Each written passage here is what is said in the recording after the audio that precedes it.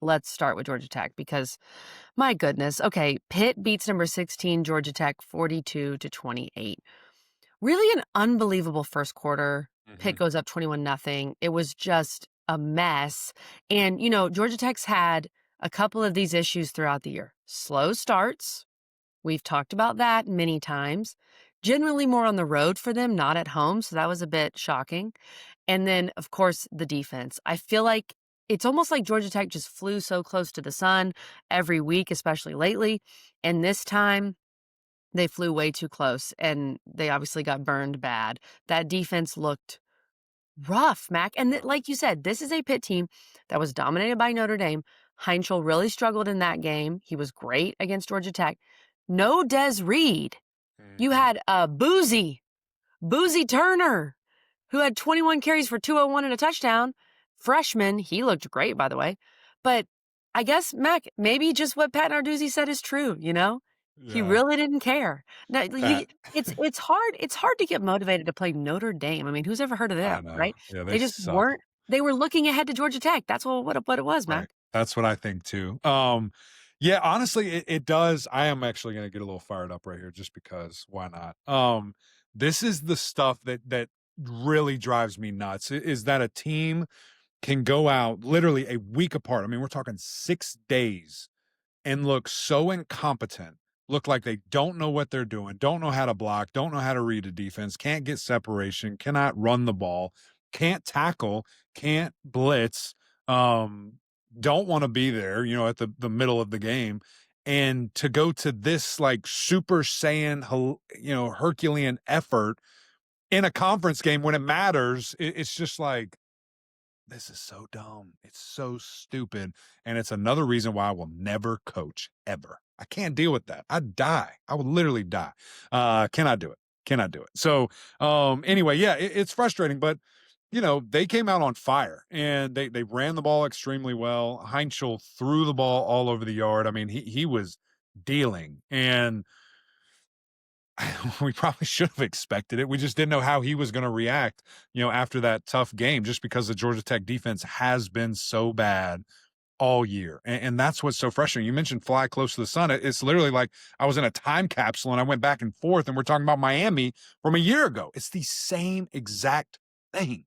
It's crazy how these teams cannot just play full complementary football, but it also just goes to show how hard it is to win and how hard it is, to put together a full, complete team that can consistently go out week in, week out, and play and win. Mhm. But KG, when I look at the plan for, Pittsburgh, the way that they ran the ball so effective, that's as well as they've ran the ball. Now, again, I know it was Yeah. against somebody that can't stop the run in Georgia Tech, but they ran the ball as well as they have all year, better than they have all year. And the way they did it with a true freshman, not their All American, who was hurt. And so it's crazy. Now, I do want to so all the credit in the world for Pitt. And listen, there was some momentum shifts, some big swings and turns, and they have two opportunities to kick a field goal to get more points at the end of the half. They missed both because there was a penalty. They got to re-kick it. They missed it again.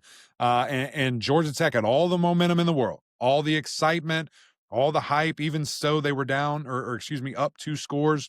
And you're just sitting here like, okay, what's going to happen? Georgia Tech is marching down the field, 10 play drives, 70 something yards, about to score. I'm literally talking to Kaki because she left early. Her and Ashley came. The whole family came. It was great in Cannon. And I'm talking to her just to make sure she made it back. And I'm like, this is crazy. Georgia Tech's about to march down. They're on the 5 yard line, about to score, babe. And this place is going to go nuts. I hang up the phone. Haynes King throws a pick six. And I'm like, you've got to be kidding me. There's no way that just happened. So the reason I laid it up that way, credit to Pittsburgh for not allowing Georgia Tech to rally. And then so that happens. Georgia Tech still comes back, is about to, do whatever. And they're holding strong and give credit to the defense. They played significantly better in the second half. Now, part of that, I think Pitt, took their foot off the gas pedal and started playing scared. I hate when people do that. Another reason I'll never coach.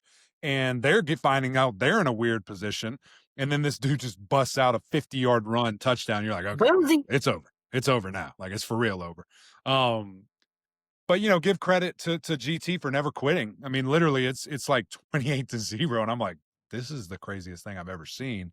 and yet they just fought, and ultimately, Pitt flexed their muscles, and it was truly over there. But frustrating game, to say the least. And Pittsburgh with an outside chance. I mean, here's the way that this is shaken out. If Virginia wins, they're in. If they Yeah. beat Virginia Tech, they're in. If SMU wins at Cal, who just fired their coach, we'll talk about that a little bit later, they are in. And somehow, Pitt can beat Miami, and they're right there tied, and will be on the outside looking in, I guess, because of opponent winning percentage or whatever Yeah. that tiebreaker scenario is, which stinks, that's what it comes down to. But, at the end of the day, they made it happen, and Pittsburgh got the big dub.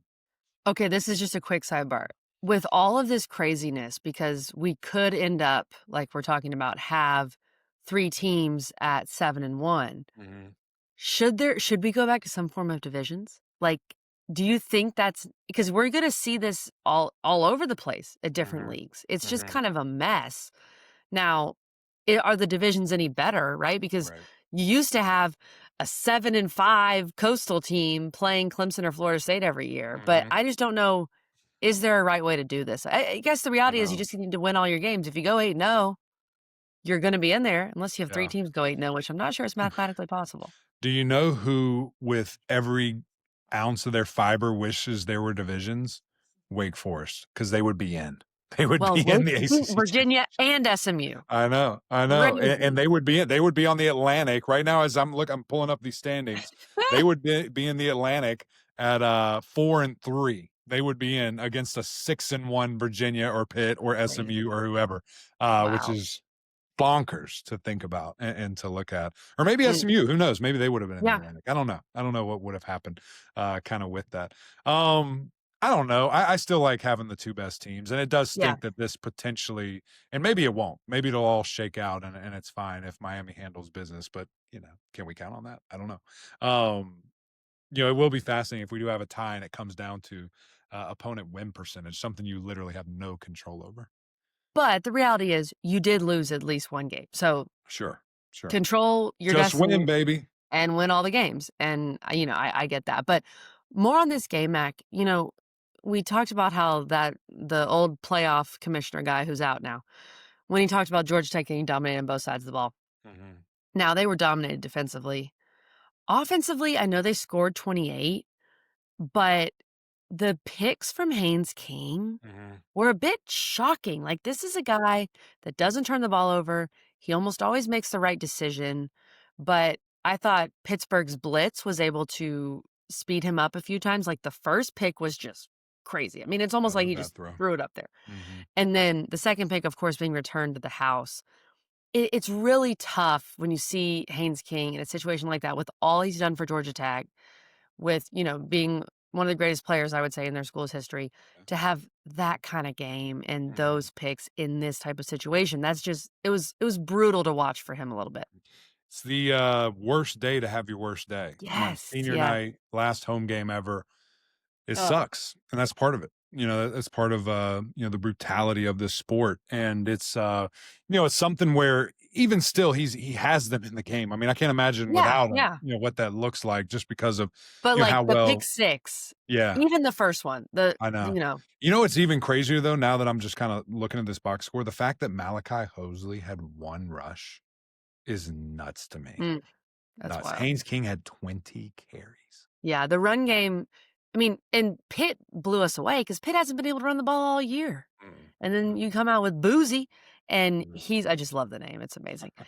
That was incredible, and it just Mac, there were a few times, especially that last run by, Turner, it felt mhm. like Georgia Tech's defense was just the Red Sea parting. Like, Oh, no. that was It that was weird. defense is And there so was, tough I to mean, it's watch. like you think of, again, all the at first, nothing went, it's not like stuff was going wrong. They were just killing them. Like Pitt was Yeah. just blowing them out. But then, like, you're getting this comeback, Mhm. and you're right there, and the pick six happens, and then you can't get out of your own way, and you're moving the ball, you're flinching the ball. There's like 3 infraction penalties in a drive that killed it and ultimately ended in no points. You go for it on fourth down, nobody's open, and just there were so many things that just kept adding up, and you're like, Georgia Tech literally cannot win this game. There's Yeah. nothing that is going right for them, and Pitt was able to capitalize. So fascinating to see what it means, what it all equates to, and where this ultimately ends up. But you're right, it is super unfortunate. Now, the good thing, for Haynes and Georgia Tech and all these, I mean, they play Georgia right now. I mean, this week you're sprinting into it, and listen, they hate those guys. Everybody involved, especially their head coach. And now the best thing you can do is go ruin their season and put a big, kind of damper on them, and see what kind of happens there. So who knows? It's a lot still in front of you, yet it feels like so much was taken Mhm. away. Even though you won 9, like, listen, when we do Yeah. recaps, we're going to talk about this and it's going to be really positive, but I know it sucks right now in the moment because literally because of one loss, everything just ripped away. But that's college football, and that's why it's the best and the worst at the same time. And I wanted to add that overall for Georgia Tech, if they finish Unbelievable. 9-3, Yeah. or they beat Georgia and finish Right. 10-2, or they finish 9-3, win their bowl game, like this is a huge step Huge. in the Huge. right direction for Yeah. Georgia Tech. We were all talking about them as a sleeper team in the Mhm. ACC, but Mhm. I don't think anybody really thought playoff, like really thought playoff. So this is a massive step for Georgia Yeah. Tech. Even with this, I know, like you said, you had such an opportunity, Yeah. but obviously the program's very healthy and Brent Keys. You just got to fix that defense. Got to I figure out know. what's going on with that Which, defense. is that play I mean, it has to be players. You just hired a DC. I mean, you're not getting rid of that guy. So you just gotta go get, more players, recruit, portal, figure it out. Need to get bigger, need to get faster. Part of it. And Yeah. he's learning too. Like Gideon's learning. Like literally, he's a first year play caller. Right. As a defensive coordinator. Like it'll work itself out. It just stinks to feel like something was wasted, in a Mm. sense.